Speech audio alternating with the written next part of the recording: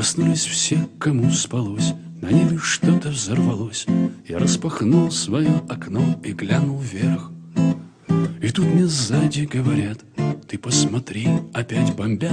А я в ответ: да это ж просто фейерверк. Кому ответ? Кто говорил? Ведь я один в квартире был. Жена у матери давно, наверное, спит. Я обернулся, что за бред?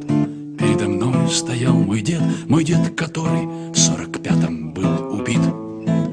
Шинель пилотка ППШ, а я стоял, едва дыша, и головой своей мотал, чтоб сон прогнать. Но дед не думал уходить, он попросил воды испить, потом сказал: присядем, внук, чего стоять. Напротив деда я сидел и словно в зеркало глядел, и дым махорки незнакомый мне вдыхал. А он курил и говорил про то, где воевал, где был, и как на ударе в него снаряд попал. Тут его взгляд задумчив стал, и дед надолго замолчал, потом вздохнул и произнес: скажи мне, внук, ты отчего же так живешь, как будто свой башмак жуешь, как будто жизнь для тебя сплошной недуг. Я растерялся, но потом ему все вывалил грудом, что современный человек такая дрянь, что я и шачу на козла, что в людях совесть умерла, и что отмыться им не хватит в мире бань. Я что-то там еще кричал, но тут кулак на стол упал, горящим страшным взглядом дед меня сверлил.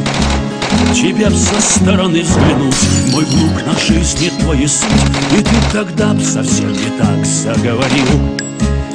Ты был талантлив, всех любил, но все в деньгах похоронил, искал разгадку смысла жизни, а теперь ты ищешь баб на стороне, забыл о сыне и жене, и между миром и тобой стальная дверь.